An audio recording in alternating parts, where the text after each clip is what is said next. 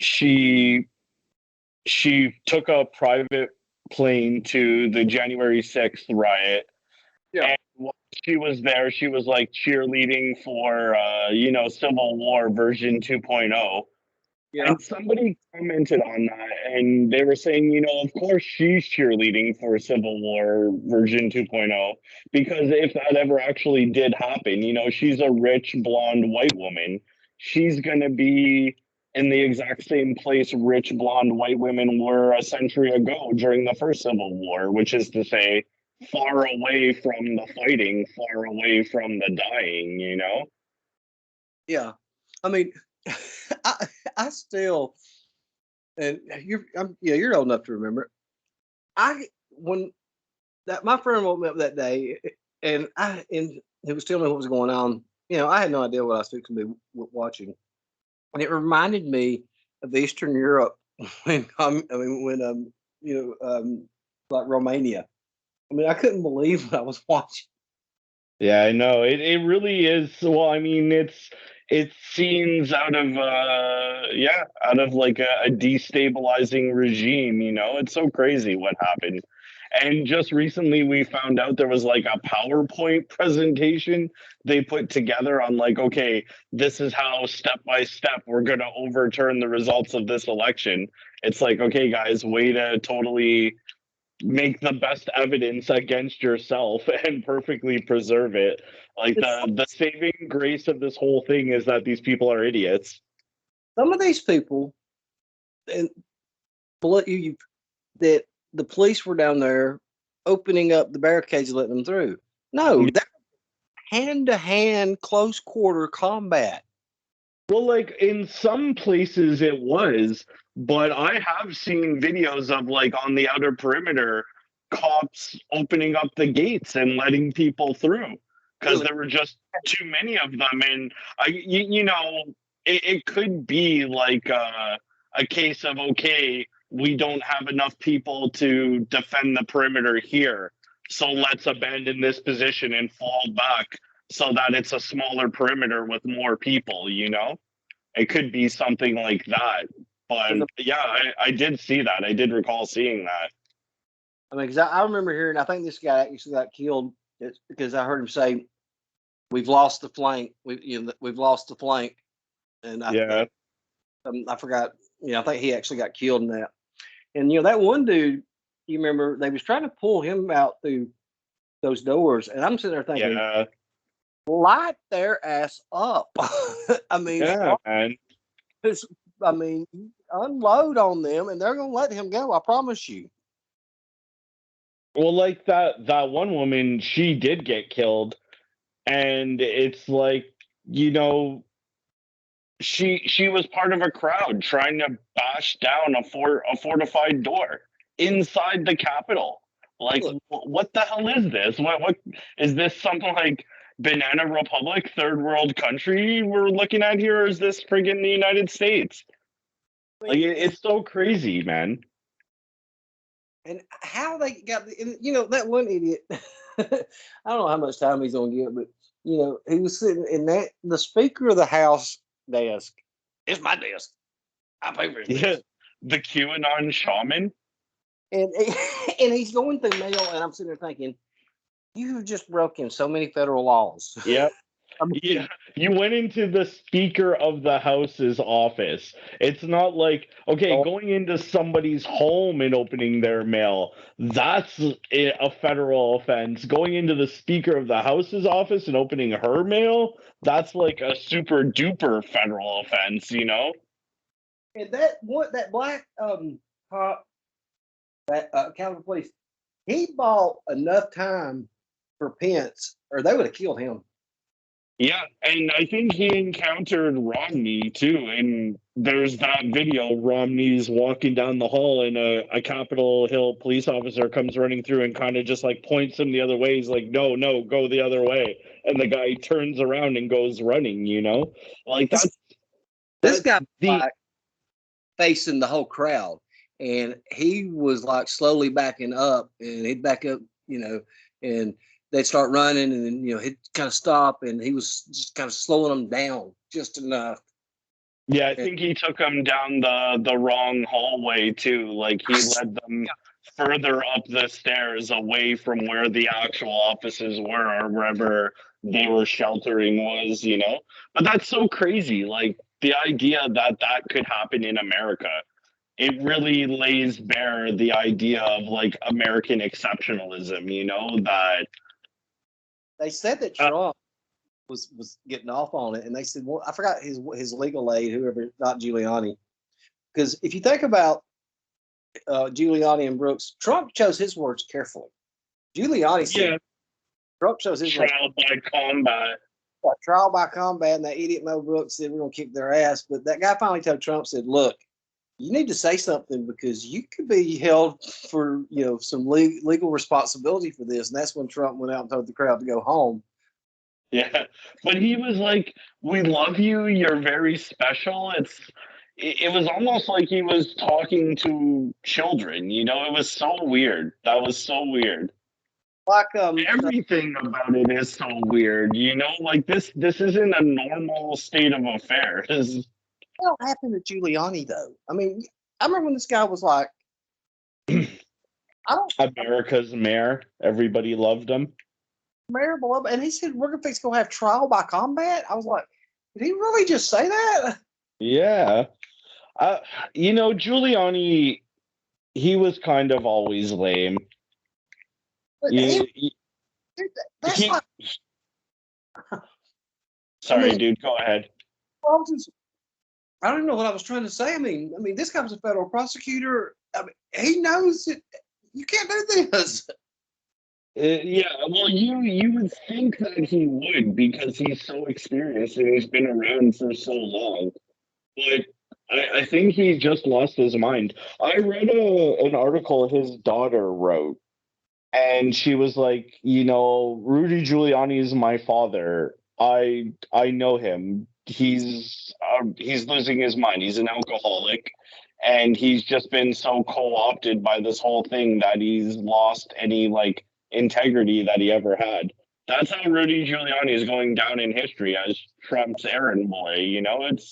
It's kind of sad. When he went into one of the hearings, when they was contesting that, the judge berated him and said that Giuliani like he'd never been in a courtroom before in his life. Yeah, I know. And it's like whatever prestige or status he had, it's long gone now, And that idiot Mo Brooks, he's ran for senator a couple of times. Well, I follow him on Instagram, right? So right before Halloween, he said, write a scary story in 6 words. And he was like, Joe Biden lives in the White House. And I responded, you might win this Senate race. I think I've heard of that guy before, Mo Brooks. He sounds like a pretty notable character. I just can't think of who he is at the moment. But I'm pretty sure I've heard of him before. Yeah. He was the one that was standing beside Giuliani and said, let's go kick their ass. Oh, my God. Yeah, man. People have to go to jail for this shit. And not just the people that actually broke into the Capitol, but like the people at the top who organized and actively encouraged it. Oh yeah, that was organized. And then here's what's more even. There was a PowerPoint. They were but most of those people were military trained.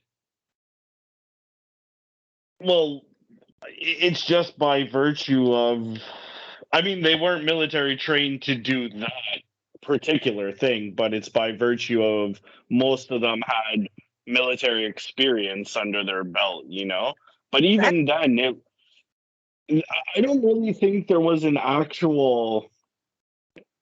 Well, like there definitely was an actual plan, but I think the actual plan was just like, okay, we'll rile up this mob and turn them loose, and that'll be it. That'll get the job done, And it got out of control. Well, like it was never really under control to begin with. Right. It's like storming the Capitol and causing the vote to stop. Okay, but what then? They got to that part. That's been my favorite. What was their end game strategy there? I mean, to go take a bunch of selfies? What was your in-game strategy?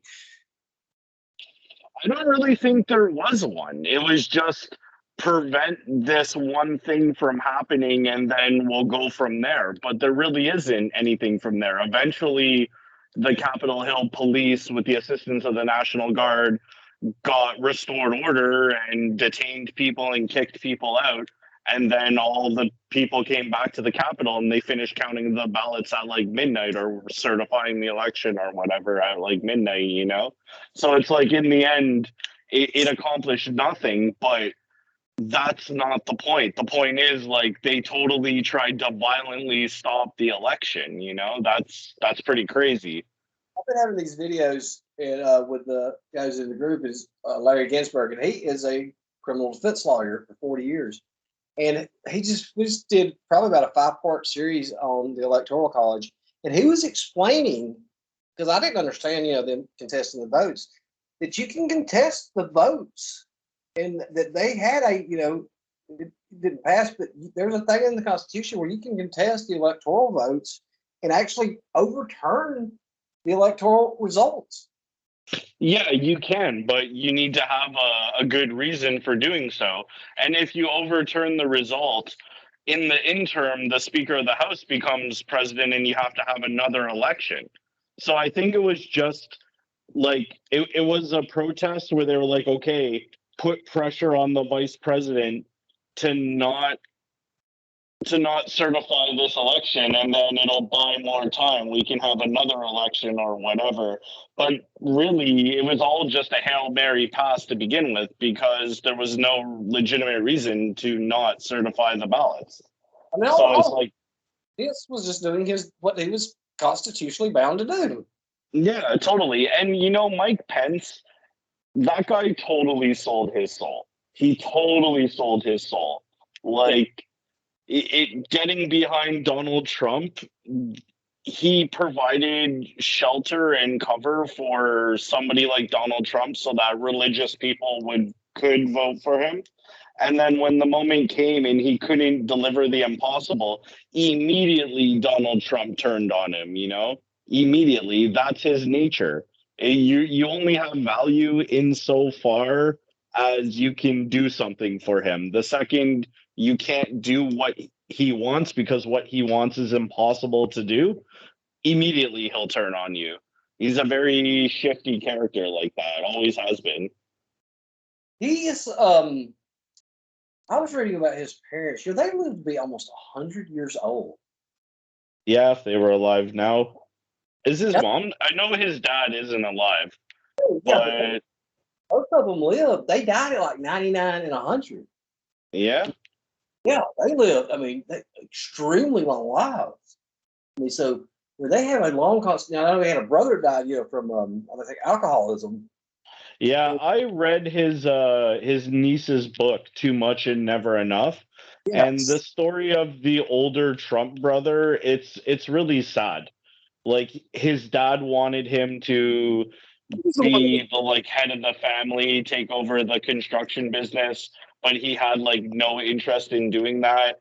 And he really wasn't the type of person. He wasn't a killer, as Donald Trump's father would have said it. Was supposed to be groomed like the older Kennedy, right? Yeah, kind of. Okay, yeah, that's what I thought. Sorry, go ahead. No, because there's one daughter there that may when you're talking about who wrote the book, that Trump has nothing to do with, a sister. I don't know about his sister. The one who wrote the book was his niece, Mary Trump. Yeah, that's his. I think that's his sister's. It could be the brothers. So I'm not going to say that. But Trump really has nothing to do with that other daughter, Tiffany. You never see her. I keep hearing that. Yeah, you never really see her. Ivanka is mostly the one that is in the center of everything. But that's also crazy too. Imagine if Hillary Clinton had won the election and Chelsea and her husband were working in the White House. Oh my God, people's heads would explode, man. They'd freak out. I like Jared Kushner. He's a little bitchy. I'm just looking at him, man. And I thought he's just a little bitch. Well, like his dad was a criminal. His dad did some messed up shit where he tried to frame his own brother with a prostitute or something, and it's just like, dude, come on, that's a dirtbag thing to do to anybody, but especially to your own brother, you know? You know that, right? Chris Christie's the one that sent him to prison. Yeah, I know. And that's why there's always been tension between him and Chris Christie, because as the prosecutor, Chris Christie put his dad away. I mean, yeah, I can see where that would be some tension there. Oh, definitely. I mean, there was and I don't understand, because he really doesn't care anything for the boys. I mean, but Ivanka, she's gonna get everything. Yeah. Well, like he over the years he's made so many like inappropriate comments about his own daughter. It's like, okay, it's one thing to say that kind of thing about somebody else's daughter, but to say it about your own daughter, that's like particularly weird, very taboo. That's Donald Trump, though. He's a guy that delights in doing taboo things because he's like this super rich guy. He seems to have more, and I don't know if it's because he's got older and mellow, but he seems to have more to do with Barron. And I don't know anything about that, honestly. Well, all the other kids were gone by the military school by this time. It could be that Melania said no, that's her baby, and he's not, going to that. But you think he's going to run in 2024? Hell yes, as long as he's. Yep.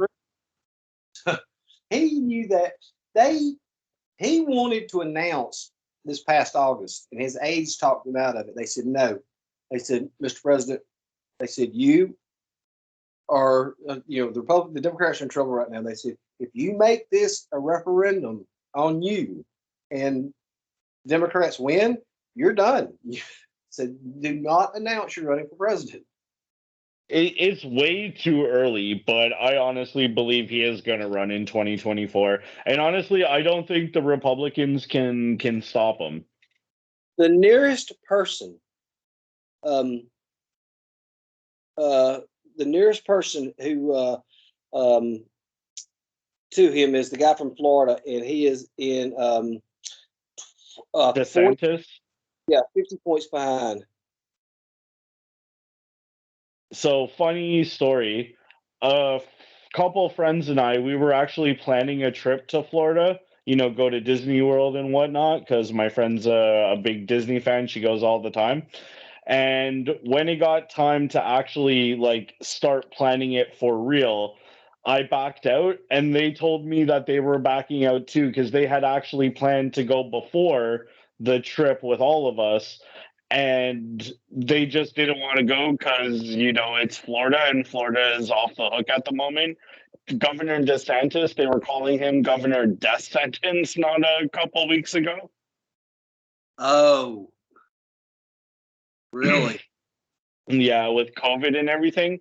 I heard a couple days ago that guy's talking about like creating a paramilitary unit under his own command. Like, isn't the National Guard under the governor's command of whatever state they're in? Yes, the National Guard is up under that. I don't know what that would what he's talking about with that kind of crap. I know, it's just like it's openly like they want to create like hostile sectarian groups that are like loyal to one individual, not even loyal to like the office of governor, just loyal to like that individual himself, Ron DeSantis. It's so fucking crazy, bro. I mean, he is he's crazy. They're all crazy though. It's like Lauren Boebert's crazy. Marjorie Taylor Greene is crazy. That's like the future of the Republican Party. I don't think she's. I think she knows exactly what she's doing, and she knows how to play that. I don't think she believes any of that crap for a minute. Really, eh? Marjorie or Lauren? The one up from Georgia. Oh, Marjorie Taylor Greene, yeah. Honestly, man, it's getting to the point where you can't even tell anymore. You can't tell, okay, do these people actually believe the stuff that they're saying, or are they just playing the part of the crazy person, you know? I think because I've listened to her off camera, and I don't. I think it's an act with her. Really, eh? Yeah, in my opinion. I mean, I could be wrong. Eh. I mean, honestly, it wouldn't be the craziest thing that ever happened if it was. But I don't know, man. Something about her just strikes me as like she's crazy enough to actually believe this stuff. Like I think that there's a lot of people in the GOP who are going along with this idea of the election was stolen, Trump was robbed, et cetera, but they don't really believe it. They're just going along with it because, you know, it's what puts money in their pockets and votes on their ticket, you know? Yeah, I mean, uh, I've yeah, I had an interview with I love the guy to death, but he believes up and down that it was, that he got robbed. I'm like, okay. It just like it's so crazy, man. I mean, come on. Did the Republican government of Georgia conspire to help a Democrat win the election? You How are know, you, it's you know, how are you going to do that? I mean, yeah. we're not talking about 15, 20 votes in a tight race. We're talking about millions and millions of votes. It's spread out over many states, you know. Like in 2000 when it was Bush versus Gore, it was only like one county in one state where they could contest all these votes. And because the election was close enough, they could turn it over on there. But in this case, it's like it's too many votes in too many states. So it's like even if you did overturn the votes in like one state or another, even then it wouldn't make a difference. He would still win. Like it's kind of the canary in the coal mine for this thing I've been hearing about for a long time now, about this demographic like time bomb that the Republicans have been sitting on. Because conservatism, it's not it's not the popular opinion, and it never really was, you know. So it's like they've been winning elections by progressively like narrower and narrower margins all the time, and now it's getting to the point where it's like they can't really win them anymore. Donald Trump got more votes than any Republican president in my lifetime, and he still lost the popular vote by like several million votes, you know? And let's see, in 1984, if these numbers if I've got these numbers right, white males made up like 63% of the electorate of the people that voted. Mm-hmm. And I think like 58, 55% of them voted Republican. All you had to do was carry white males then. Those days are gone. Oh yeah, definitely. That's the demographic, you know, time bomb that they've been sitting on for like 20 years now. Like going into the 2020 federal election, I was watching the polling data from the state of Texas because I was really interested in what was going to happen there. Because Dallas Morning News, there was a couple of polls leading up to the 2020 election that actually had Biden ahead in Texas. Yes. It was like ahead by, you know, 1 point or 0.5 points, but it was still ahead, you know, the Democratic contender ahead of the Republican incumbent in the state of Texas, you know? So it's like, go ahead, dude. Sorry. With 2018, Beto almost beat Cruz. I mean, Almost, yeah, it was close. yeah. So when that goes purple, and even It's done. it doesn't have to go blue. When it goes purple, and they have to start pulling funds away from like Ohio and those battleground states to try to hold on to Texas, you're in trouble. Yeah, definitely. And it's like, okay, you know, George W. Bush, he handily won the state of Texas. There was never any doubt that he was going to win. And then I think he won it by like 35 points or something like that. And then you have John McCain in 2008, he also handily wins the state of Texas, but not by nearly as big of a margin as W won it by. And then Mitt Romney in 2012 also wins the state of Texas, but not by as big of a margin as John McCain had won it by. He won it by half. John McCain won the state of Texas by like 25, 30 points. And then Mitt Romney won it by like 15 points. Still a good margin, but not as high as McCain's had been. And then Trump won it by less than 10 points the first time around. And I think he won it by 3 points in 2020. It's the old aphorism, dog bites man, that's not news. Man bites dog, that's news, right? Like, incumbent Republican president wins electoral votes for the state of Texas. That's not news. Democratic challenger comes closer than ever before to winning the electoral votes for the state of Texas. That's news.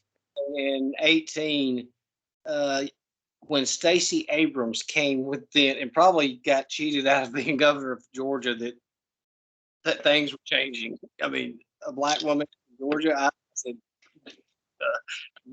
that doesn't happen.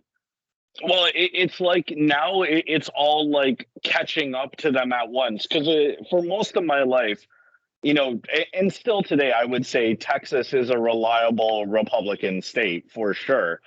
But it was always seen as being like the buckle on the Bible Belt. The Bible Belt west of Texas doesn't even really exist anymore. New Mexico is a Democratic state.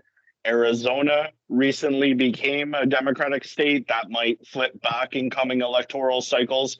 California is for sure a Democratic state. Joke used to be that Arizona was the Alabama of the West. Yeah. Well, I mean, even they are voting Democratic now. And then you look on the eastern side of it, Georgia voted Democratic in the last federal election. Like, you look to the states where the Democratic Party picks up a majority of its electoral votes, the big states like, New York, California. There's no conceivable scenario wherein a Republican candidate could win the states of New York and California. The Democrats are winning those states by like plus 25, plus 35 points. And when you look to the states that the Republicans win by similar margins, they don't count for nearly as many votes as the states of New York and California do, right? So it's like Ohio, that's not really a Republican state. Yeah, the Republicans have won it a couple of times, but it flips back and forth, maybe similar to what we might see with Arizona in the future. Florida, that's a notorious swing state, right?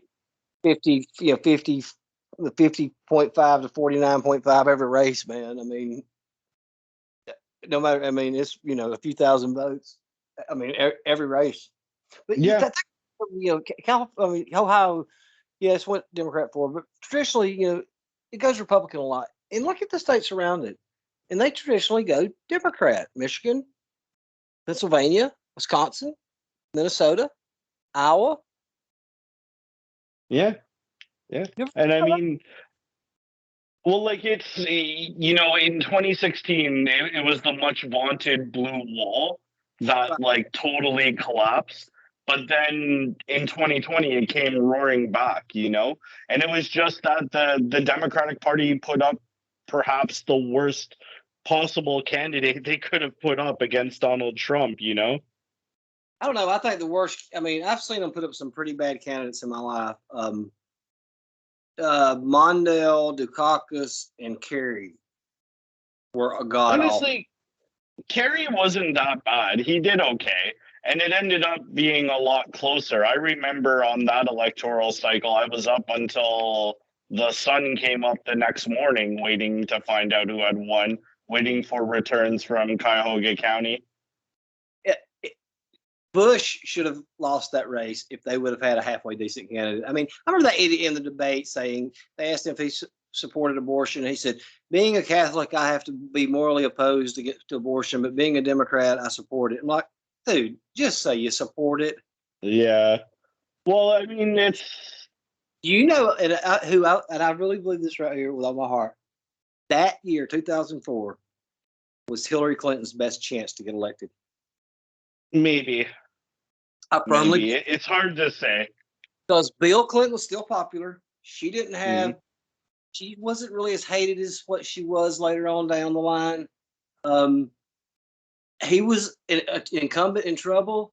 The Clinton years were still fresh on people's mind. I just think that was her best chance than the two races she had. Honestly, I can see the logic with that. But it's like, there's this idea that Hillary Clinton is so disliked because, the right-wing propaganda machine has been constantly spewing things out about her for, 20, 30 years. And yeah, that is partly true. But there's also a lot of hatred for Hillary and the Clintons in general on the left, too. Because it was during the administration of Bill Clinton that the Democratic Party started to go awry, They started to embrace neoliberalism. They started to turn away from organized labor, which had always been a traditional source of electoral power for the Democratic Party.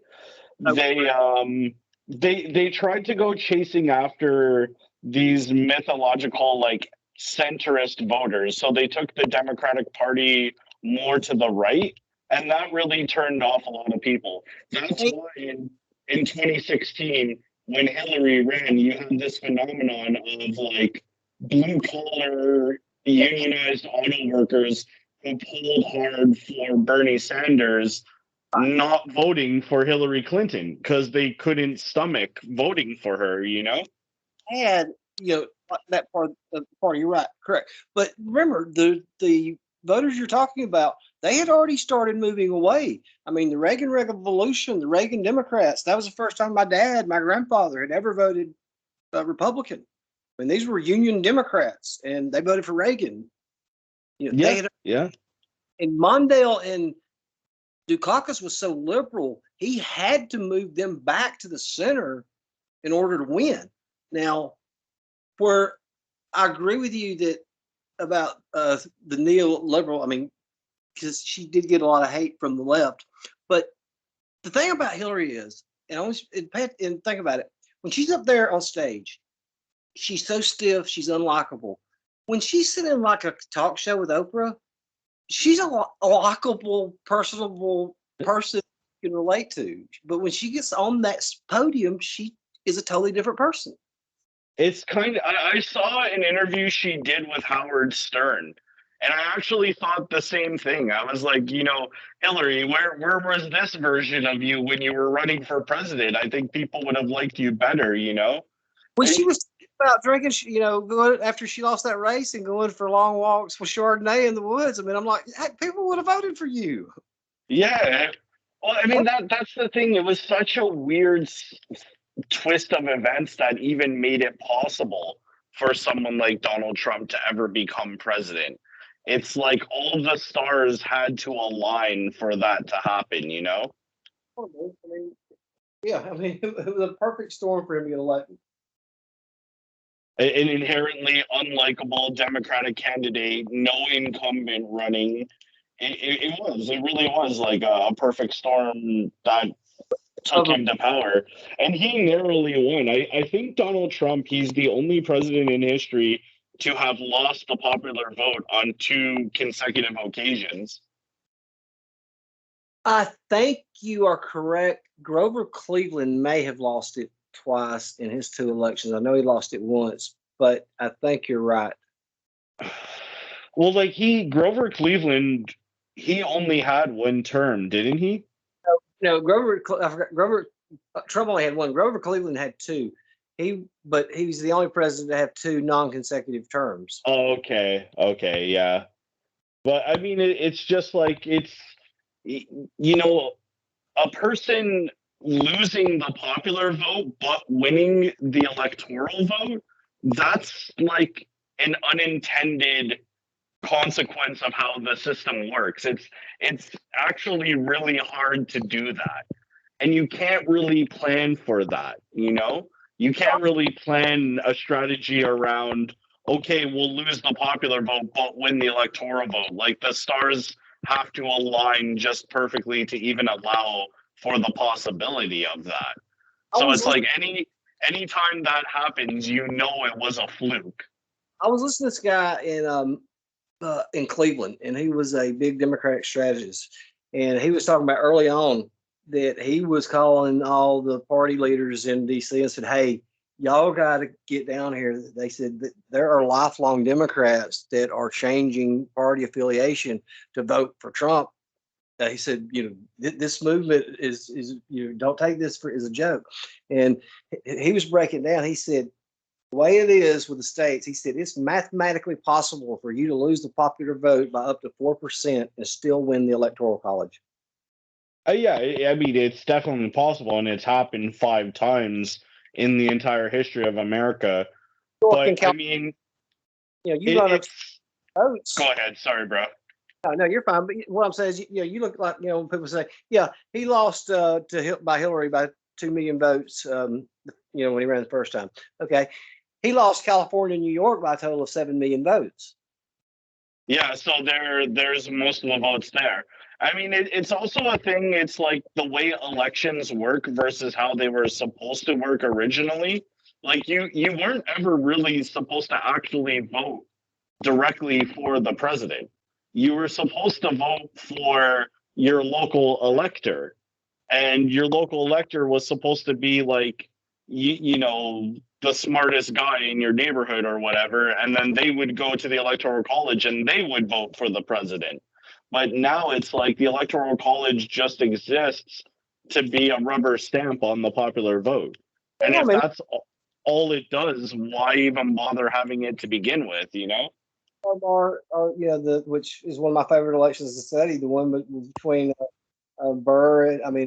Jefferson and Adams, because they didn't have it set up for president and vice president. The person who finished second, came vice president, and one of Burr's electors was supposed to not vote.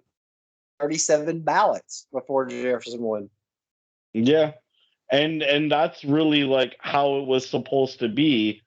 But now it's just like the whole point. Like you look at the organizational structure of the American government, and it's all split up so that no one section of the government has too much power, right?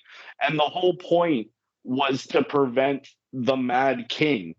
Like the Donald Trump is exactly the Mad King that the framers of the Constitution so feared, that they created the Constitution that way to prevent somebody like him from becoming president. That's the whole point of the Electoral College. It's to stop somebody from like Donald Trump from becoming president.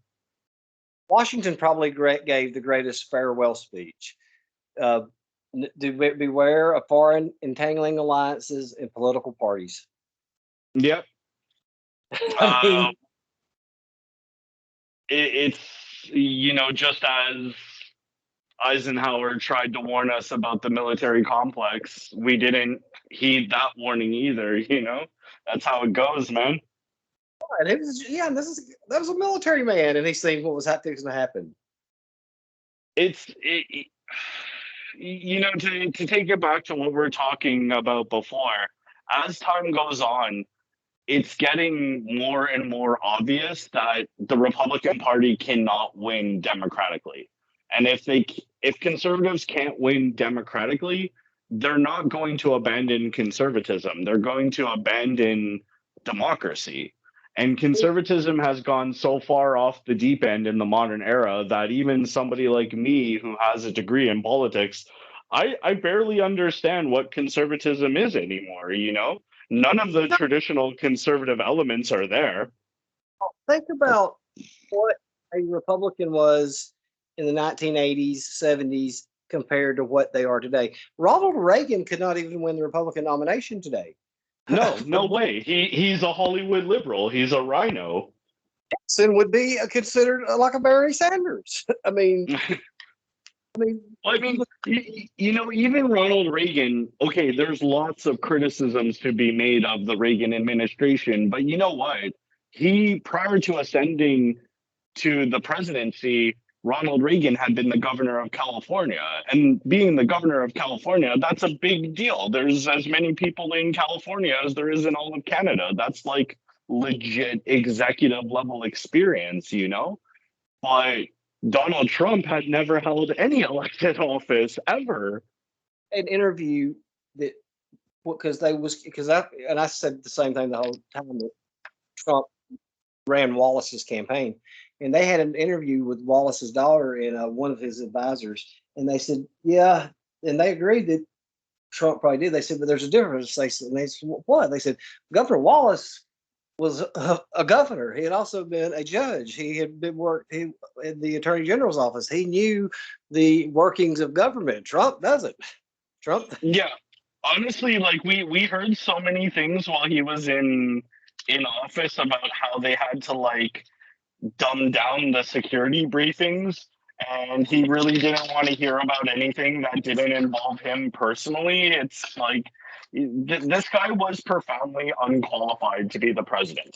And it's not about an issue of ideology, right, left, liberal, conservative. No, the guy just was totally unqualified to be the president. Like John McCain was qualified to be the president. So was Mitt Romney. So was Bob Dole or Ronald Reagan or any of those guys. They were all qualified to be the president, but Donald Trump wasn't. My most favorite term during the administration was executive time. Executive time. Well, like also he was getting on the phone every day, gossiping pretty much, you know? This is what they said his day was like. He did not come downstairs till 11 o'clock. Then he'd go have lunch. Then he'd wander around the White House till like 3. And then he would disappear and go back upstairs at 5 o'clock. And somebody asked, whatever, Sarah Sanders, she goes, that's when the president's having executive time. And I mean, I doubled over laughing.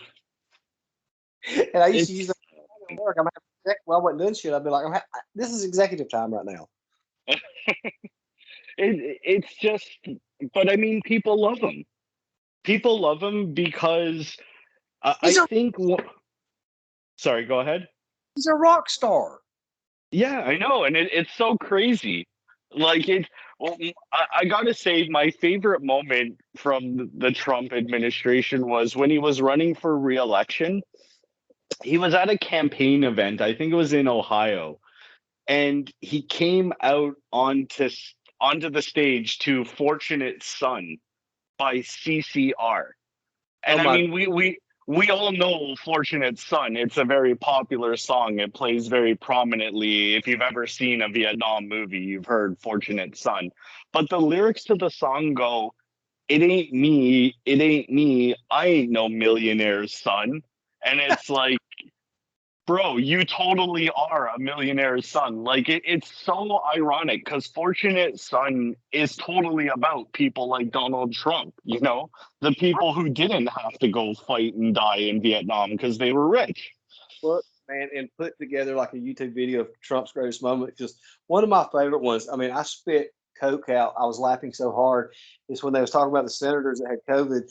And they said Romney's in quarantine. And Trump stopped and goes, Romney's in quarantine? Oh, that's a shame. And and they're like, are you being sarcastic? Like, no. And I was like, I was doubled over. Oh man. But like that's part of his appeal. Part of his appeal is like his crash boorishness, you know? He told Rand Paul one time, he said somebody goes, I've never commented or said anything about his look, and I've got plenty of material to work with there. He should, man. Honestly, it's so weird because it's like I've seen depictions of Trump as like Trump as Rambo, Trump as Rocky. Donald Trump is hardly the most masculine guy out there. I've seen the guy complain about the quality of hairspray and how hairspray doesn't hold as well as it did years ago. It's like, it's not really a masculine thing to complain about hairspray, you know? About Mitt wanting his endorsement, he said, I could have said, Mitt, drop to your knees. And Mitt would have got on his knees. And I was like, oh my God, I wonder if people really know what he's meaning. They just said Mitt Romney would have sucked his dick for his endorsement. Yeah, pretty much. Yeah, and honestly, he pretty much would have, because that's the thing. It's like somehow this guy is like the embodiment of the Republican Party in the modern era. It's like The greatest. either Trump is going to get the nomination or whoever Trump endorses will get the nomination. But I don't think Trump has the predisposition to position himself that way as like the elder statesman, the kingmaker, you know? He's not going to do that. He wants the limelight for himself. Look, that's the only reason that I think that he's doing it again is because he loves the limelight, like you said, the adulation from the crowd. Well, also, I think he's also running a shell game with all of his debts and assets. And I think that staying in the limelight and keeping people chasing after this, chasing after that, it's a way to buy more time, you know? I remember when they was up there and it was one of the debates with Rubio and Cruz and Trump says, what points Rubio goes, I'm beating you bad. And he looks Cruz and he goes, I'm beating you awfully badly. And Cruz goes, but you're not beating Hillary. And he goes, hey, well, if I can't beat her, you're really going to get killed, aren't you? Yeah. Hey, good point. Yeah. I mean, it was a really ironic situation. The Republicans put up the only candidate that could have lost against Hillary, and the Democrats put up the only candidate that could have lost against Trump. I know. It's amazing. I mean, the way how this stuff works out sometimes. But I still, because I love debates, and he still had to me the greatest one ever. And I watch it sometimes with when Hillary goes, it's just awfully good that somebody with the temperament of Donald Trump is not in charge of the law in our country. And he didn't miss a beat and goes, because you'd be in jail. I mean, yeah, that was the funniest shit. And that's part of the reason why people love him. It's because he's not bound by the rules of decorum, not at all. Like he doesn't play by the rules, and people love that. But then it gets into the part where not playing by the rules is like criminal, that's when it gets into trouble. Yeah, he's cute when he's not playing by the rules in the debate, but it's not so cute when he's telling his followers, let's march down to the Capitol, I'll go with you. I'm going to be there with you. And then immediately he turns around and goes back into the White House. See, at first, I don't think, honestly, when he announced in 2015, he had no desire to be president.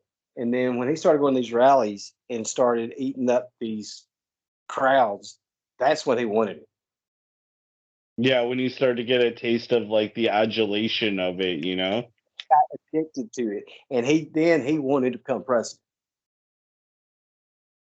I remember seeing him on election night, him and Melania. He honestly looked scared. He looked like, oh my God, this actually happened. Like he almost as if he himself couldn't even believe it, They said that she cried. I bet she did, because she didn't want it either. She's like, hey, this isn't what I signed up for, I signed up to be like a trophy wife, and that's about it. I remember leaving work that day, and one of the girls I work with, she looked at me, she said, he's going to lose tonight, right? I said, I have never in my life been more confident of victory than I am of that he is going to drill her. And she said, you're crazy. I said, I promise you, he's going to win this race tonight. I mean, it's weird. In a way, it was close, and in a way, it wasn't. Like, right. There were so many things that had to happen in order for him to win, and it's like every single one of them ended up happening. She had to lose Pennsylvania. She lost Pennsylvania. She had to lose states in the blue wall. She lost states in the blue wall. She had to lose both Florida and Ohio. She lost both Florida and Ohio. And you know what? And people said Florida was a must. Florida was a must. If Trump lost Florida, when you look back and did the math, he could have lost Florida and still won the race. Yeah, He could have. But this kind of goes back to what we were talking about earlier with the demographics change. It's like the Republicans are running out of room to pull off maneuvers like that, you know? Like if current trends continue, are the Republicans going to be able to hold on to the electoral votes for the state of Texas in 2024? If current trends continue, probably not. If Beto O'Rourke wins it again, can he beat Cruz? He came very close last time. It's totally possible that he could defeat Cruz. It almost happened already, you know? So it's like they're running out of ways to cobble together victories. This kid that was and he understood politics, but not like me and you do, because he was blaming Gary Johnson and Jill Stein. I said, look, the people that voted for them would not have voted. No, like it's they would vote. And then I said they would not have voted. They would have stayed at home. I said, and here's what you're understanding: Gary Johnson, Libertarian, they're going to align more with the Republican than Jill Stein. I said those people did not cost her the race. They wouldn't have voted, and he couldn't understand that. Well, I mean, it's those union auto workers. They didn't vote for Hillary, but I'm sure some of them voted for Trump. I'm sure some of them did. His message, if you listen, 2016, him and Bernie were not that far apart on some of their populist appeal. No, I know, and it's like you also look at the overlap in their platform, and I'm sure that Trump got some left-wing votes, and that's an ironic thing. It's that Trump got left-wing votes from people who were too left-wing to vote for Hillary. You know, this idea, oh, Hillary's a socialist. If Hillary actually was a socialist, she would have picked up more votes from people on the left. But, you know, Donald Trump had always been this, like, libertarian Republican. I mean, you know, the guy was actually a lifelong Democrat, really, from New York City. He only got on the Republican ticket for opportunistic reasons. But, I mean, he was pro legalizing abortion. He was pro marijuana reform. He was pro a lot of stuff, you know? He went to Michigan early on, and I was listening to one guy, and he said it was like listening. He said when Trump was speaking, it reminded him of being at a union rally. Those voters in Michigan that voted for Trump, those were the people that voted for him, the ex-union workers, who, you know, guys who lost their jobs in the cars. Those were the guys who voted for Bernie in the primary and then turned around and voted for Trump in the general election, because they estimate that Trump got 12% of Bernie voters in the general election. Bernie got 400 in the primary. That's 50,000 votes Trump got. Yeah, and it's probably spread out in all the states that he needed to win too. You know, we've commented on it many times in this discussion, but it really was like this weird confluence of circumstances that brought him to power. It's something that I honestly don't think anybody could have planned for or actively like planned in advance. You know, it would be a great book or movie. I mean, I'm old enough. If you wrote it as fiction, people wouldn't believe it. They would say this is over the top and not believable.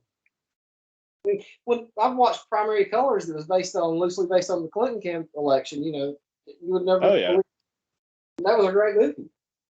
That is a good movie, but it's like I thought somebody was making some movie about the Trump presidency, but we've also had movies about the Bush presidency. We had that one about Dick Cheney. I mean, this one is going to take. But they got to wait a while. You know, it's too soon. It is. It's way too soon. And honestly, he's going to be back. He's going to run again in 2024 for sure. I don't think anybody believes that he's not. Yeah, we've not heard the last of Donald Trump. I mean, how he goes out, you know, I don't know, but we've not heard the last of him at all. No, definitely not. Honestly, I I don't even know. I don't even know where this is going to go or how this is going to end, but I don't think it's going to be good. My intuition tells me this is going to have a bad ending. It, I mean, look at what happened in 2016. He won the electoral vote, but he lost the popular vote. But he still won, and it wasn't in dispute that he had won. And he still claimed that millions of fake ballots had been counted and that there was electoral fraud.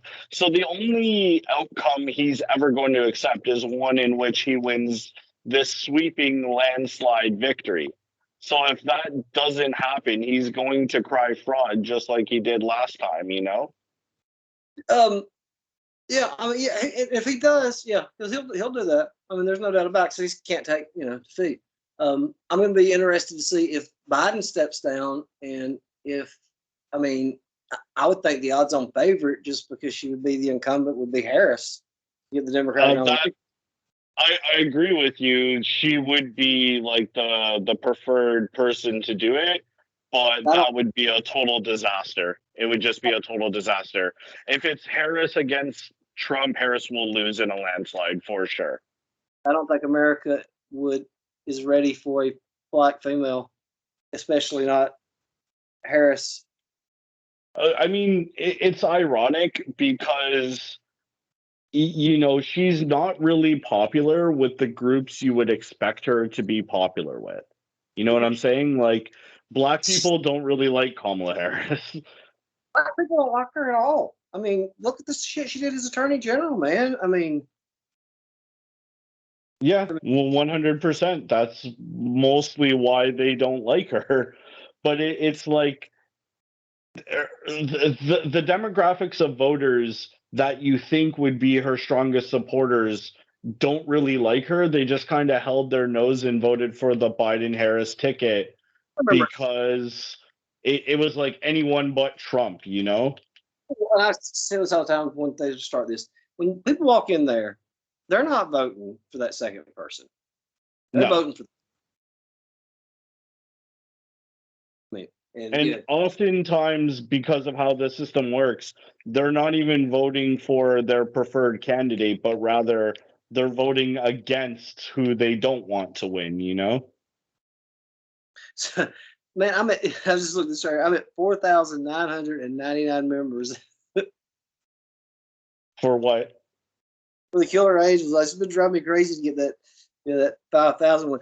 The YouTube channel, man, when I started off, I was getting like, which I love having you on. You always get great subscribers. I was averaging like people a month, and now it's just like slowed down.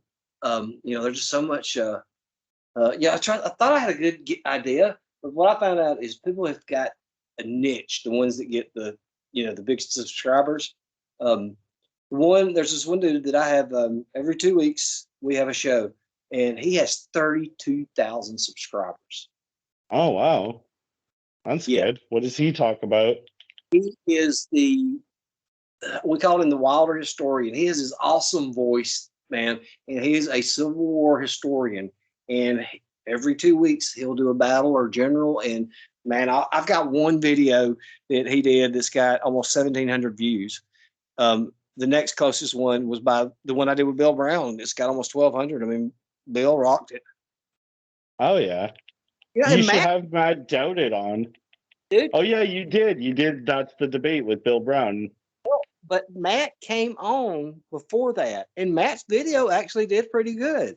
But if you ever go back and listen to that, I actually had to coach Matt to kind of the conspiracy stuff, because he really wasn't saying much. Conspiracy tippet. I don't know if he's ever going to give that crap up. I've not been in it much, because it's like second verse, same as the first. I mean, pretty much. I mean, when you've been in it long enough, you've seen everything there is to see, you know? I told John Howard today, I said, dude, I'm not having the same argument with you about the same thing every single day. Everything, tip it, and it's every day. I'm not going up for this every day with you. Yeah, I know. It's like you can only go over the same stuff so many times before it becomes like really boring. Jacket being up under, I said, unless there's, 8 Oswalds running around with 8 different colored jackets, is his jacket up under the car? I mean, Well, I mean, you have we're totally segueing away from politics and going back to talk about JFK, but whatever.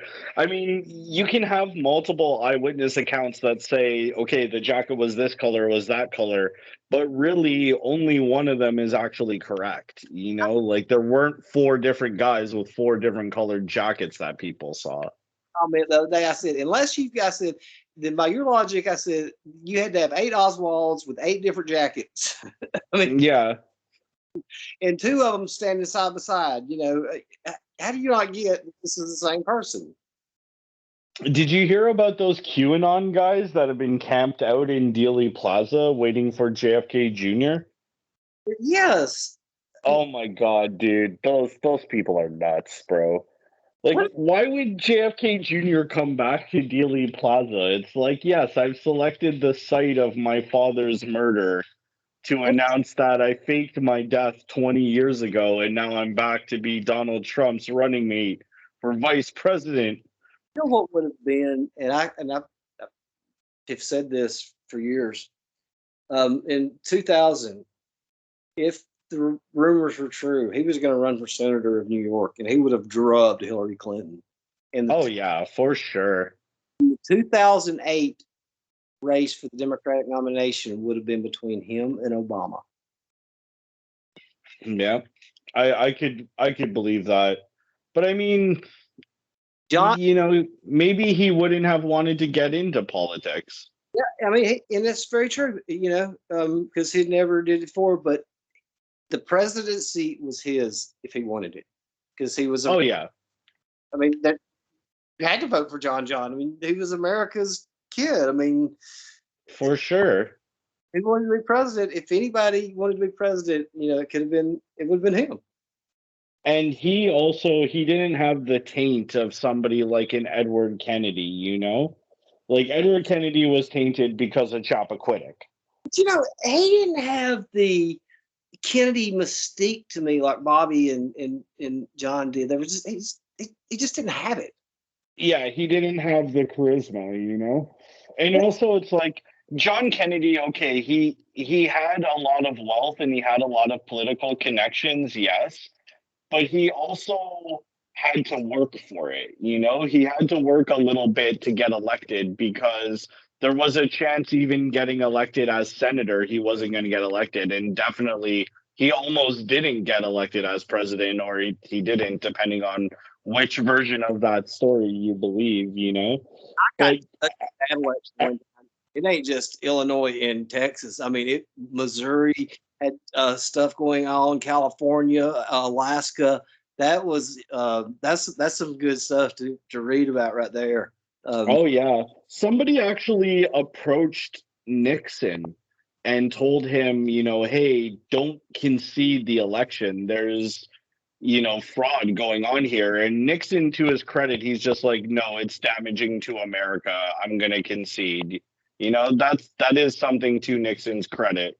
I mean, today, even like with that Bush Gore race, there would be shit. There'd be still court cases going on over that. I mean, it's really the canary in the coal mine that it was Illinois that put Kennedy over the top, and it wasn't even like just Illinois; it was Cook County, the county where Chicago is. So it's like, how did Kennedy become president? By winning the most corrupt county and the most corrupt state in the union. Highly suspicious. He wasn't. But yeah, Edward just kind of had it handed to him, so he didn't have that fighting charisma that the other two had. And I would love to see what type Joe had, because he was the chosen one. He was the one that was groomed. The grandfather's name was John Fitzgerald, and when he was born, he said, "This is going to be the president of the United States." They was already him in the 30s to run for governor for World War II, and he died in it was basically a suicide mission. Man, he was dropping some kind of load of bombs and was going to crash land his plane and got killed. Yeah. Yeah, he was probably because his brother had his heroics in the Pacific, and he was like, "Uh-oh, I gotta top this guy now," you know? he was the chosen. I mean, he was the chosen one, and of the family. But to me, Bobby probably had the most charm and I mean, just the it factor. Yeah, possibly, you know. I think that the one opportunity where Edward Kennedy probably could have become president was in 19 what was the election with 76. If Chappaquiddick had happened, because Carter got elected that year. I mean, yeah, yeah, that was it in 1976 because Runner was after after Nixon, after Watergate, Americans were not going to vote for the Republican Party. So pretty much the Democrats could have put up anybody and they would have won. Ford barely lost. That was a close race. And but you know who the front runner was, right? Who? In January, the front runner on the Democratic Party was Wallace. Really? But Wallace was paralyzed then. Yeah. That image, it changes you. You see, it wasn't the same. Well, that's why they went so out of their way to, only photograph FDR in certain ways, because they didn't want the public to find out that he was in a wheelchair. Looks weak. It's all imaging, You got a wheelchair, they look weak. People, that's just it. A lot of it's image. You're right. Yeah, a lot of it is imaging, and that's part of politics. That's why the Kennedys were so good, because Joseph P. Kennedy had worked in Hollywood and he understood all of that stuff. And he understood it right at a time when mass media was becoming a thing. Like they ran Kennedy commercials during the day when housewives were watching TV because he was better looking than Nixon. Also, the Kennedy family had a lot of women in them, so the women could go out and be like, yeah, vote for my brother or my cousin or whatever, They appealed to the female voting demographic in a way that hadn't ever really been done before. They portrayed Kennedy as being so youthful and vibrant. He was only like 2 years younger than Nixon. And also, it's, the first televised debate. It's a much talked about event in American political history. But it's like Nixon had gone out and gotten this product called Shave Stick, and he just kind of like slathered it on his face, and the guy, he looked terrible, Nixon had got up at like 4:30 that morning and had been campaigning all day. Kennedy took the day off, relaxed, and took a nap. Said he had sex. And the people who listened to the debate said Nixon won. Yeah. Kennedy won. Yep, that's a classic tale in American political history. The Nixon-Kennedy debates. I'll love to go pull up YouTube things and watch debates. And one of the best ones, the moderator, the moderator makes it because Ford is up there and he goes, "There has been and never will be any Soviet domination in Eastern Europe." And the moderator goes, "Wait, did you just say there's no Soviet domination in Eastern Europe?" The moderator made it. There was one moment. I mean, it's it's kind of funny to think about the stuff that made or broke politicians previously before the Trump era, because there was one moment where I think it was in the debate between George H.W. Bush and Bill Clinton, wherein Bush checked his watch for like a second, and it was a much like talked about event. But today it's like nobody would even care. Or Howard Dean's infamous Dean scream. Like the guy, he gave an excited yelp for like 2 seconds, and people were like, "Oh shit, this guy's crazy. He can't be the president." Because I've listened to that 100 times since. It wasn't that bad as they portrayed it. No, it wasn't. It was like a really minor thing, but back in those days, that was enough to derail your presidential campaign.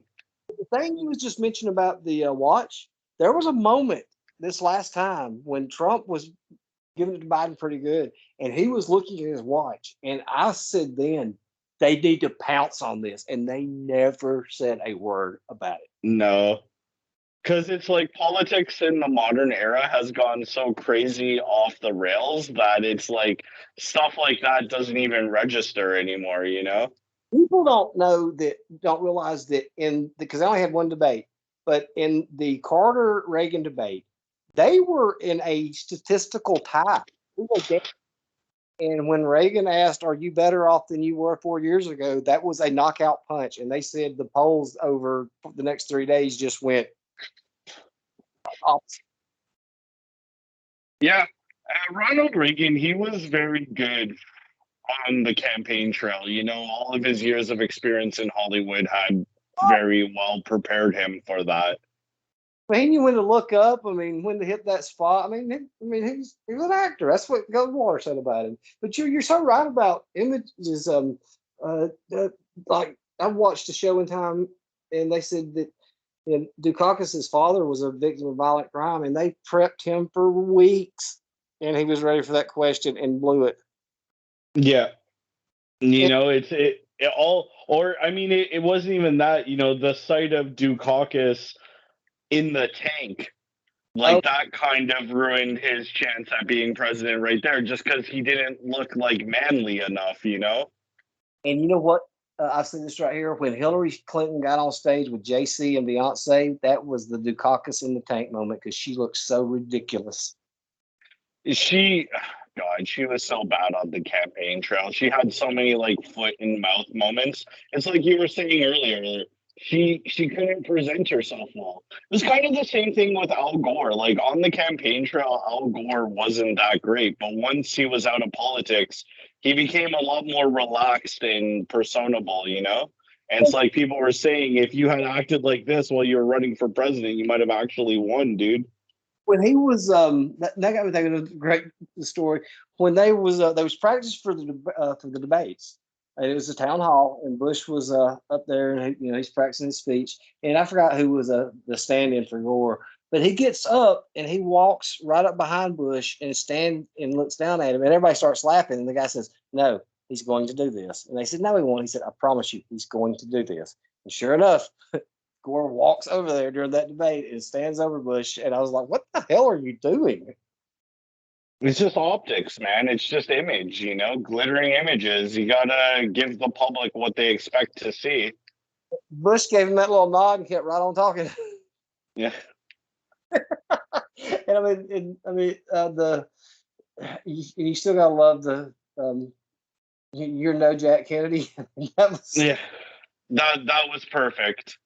That was perfect. Yeah. Also, Biden had a good comeback about Jack Kennedy when he was running against Romney and Ryan back in what was that, 2012? He said he's like, "Oh, you're Jack Kennedy now." I could tell because you could, if you think back to those debates and then think about Biden, you could see such a big difference of how much he's aged. Because yeah, that's very noticeable. Sleepy Joe is a pretty good moniker for him. He's like an old man now.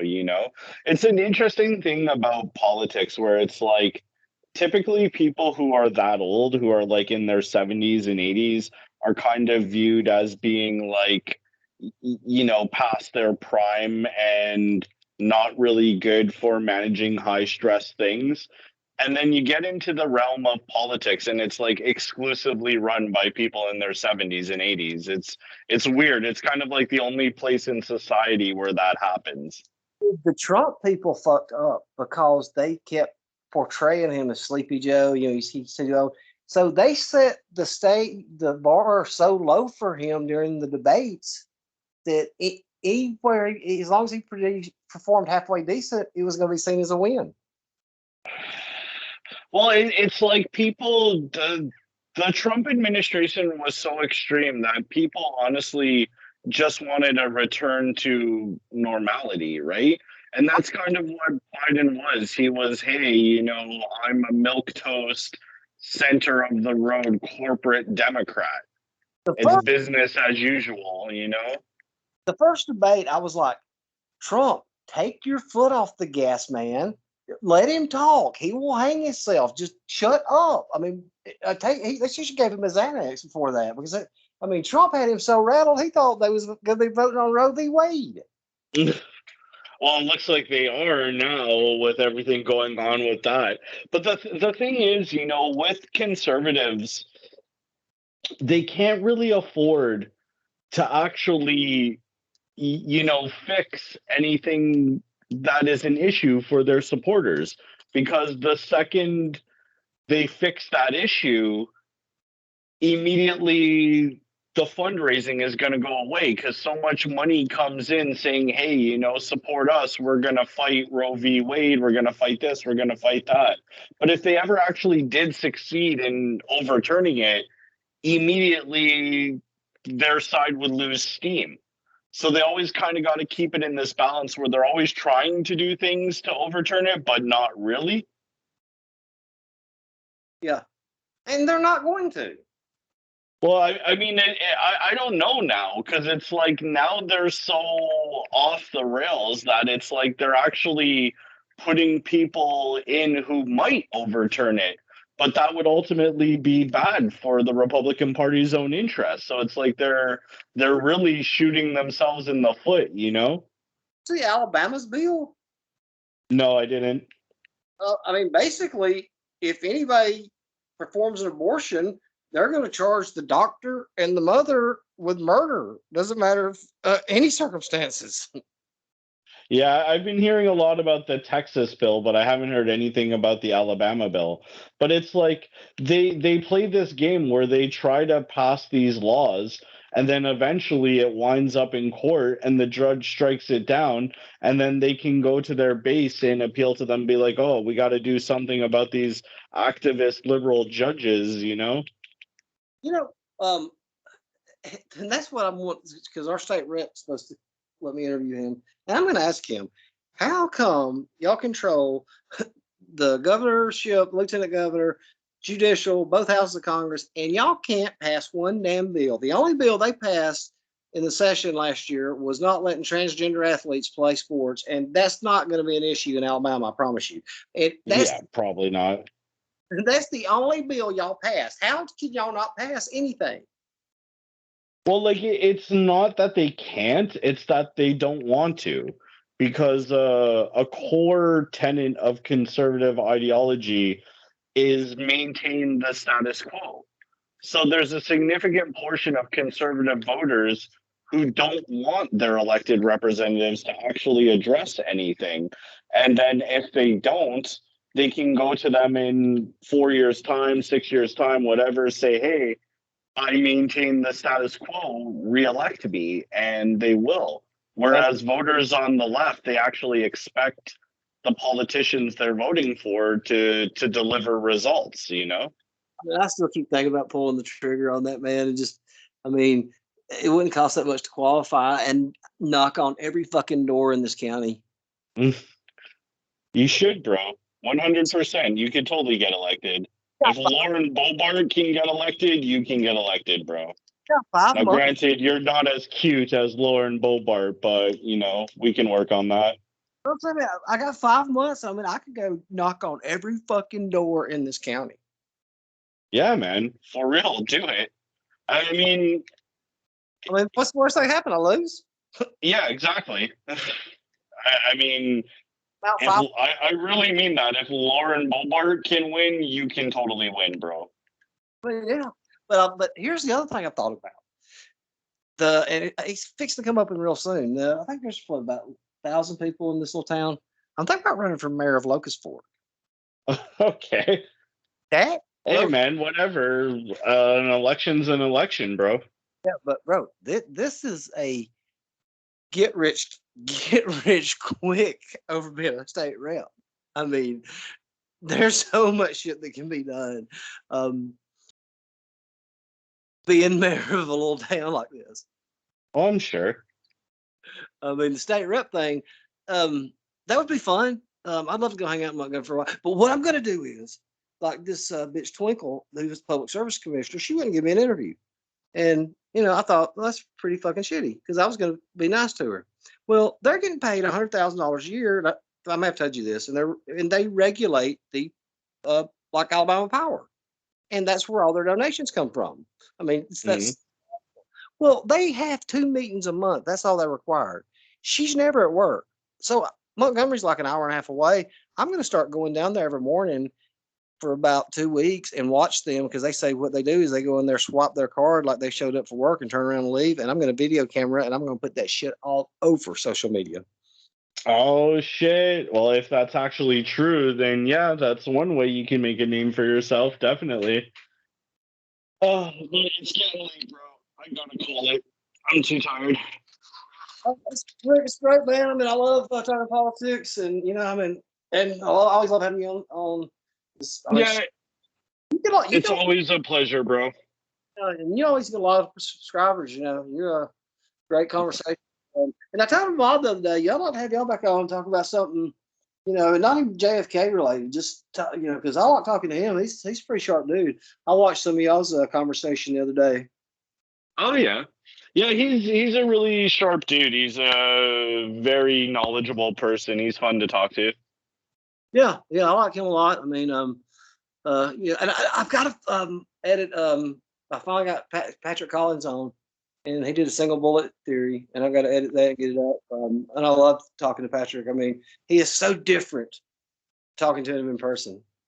Oh yeah. Well, I mean, it's hard to get a view of somebody who they are as a person when you're just kind of talking to them in text on Facebook, Our first encounter, me and him went at it. Oh yeah, I bet.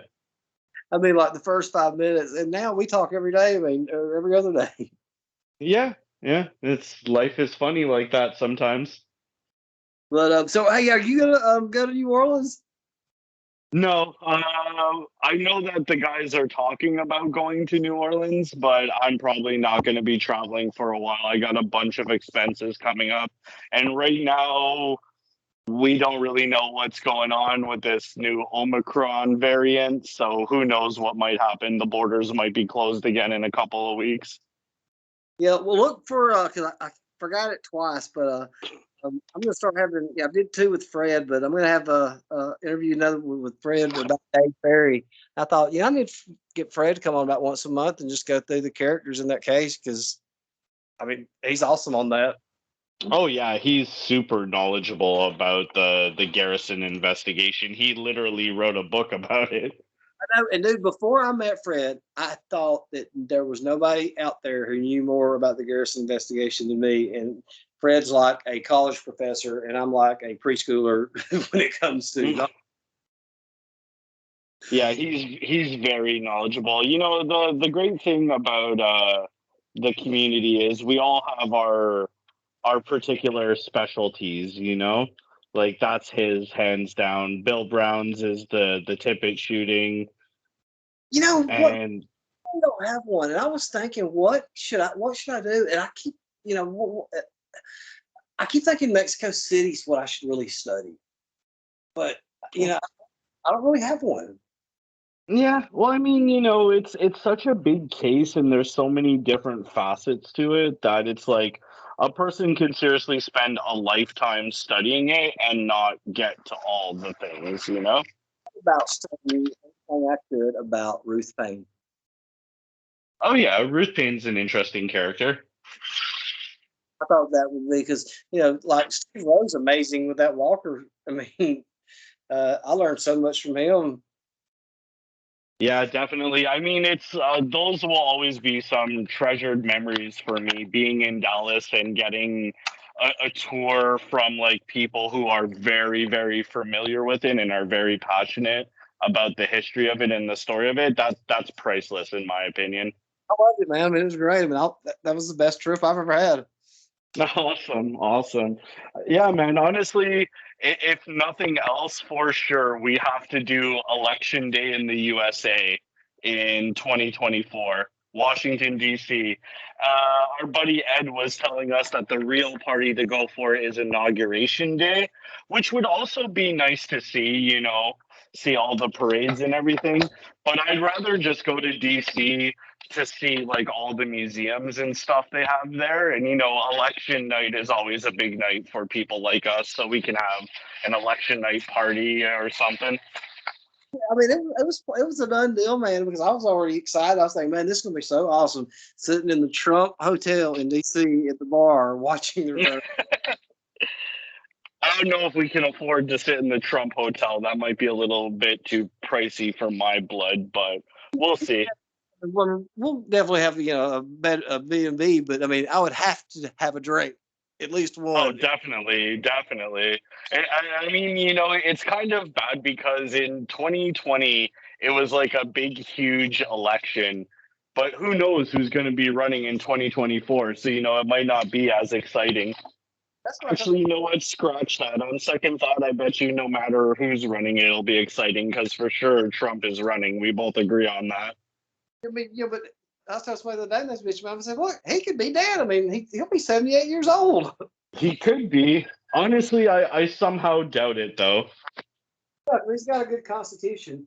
I'm going to, I got this phone and this laptop that I'm going to work on for a few hours and see if I can get this damn thing working.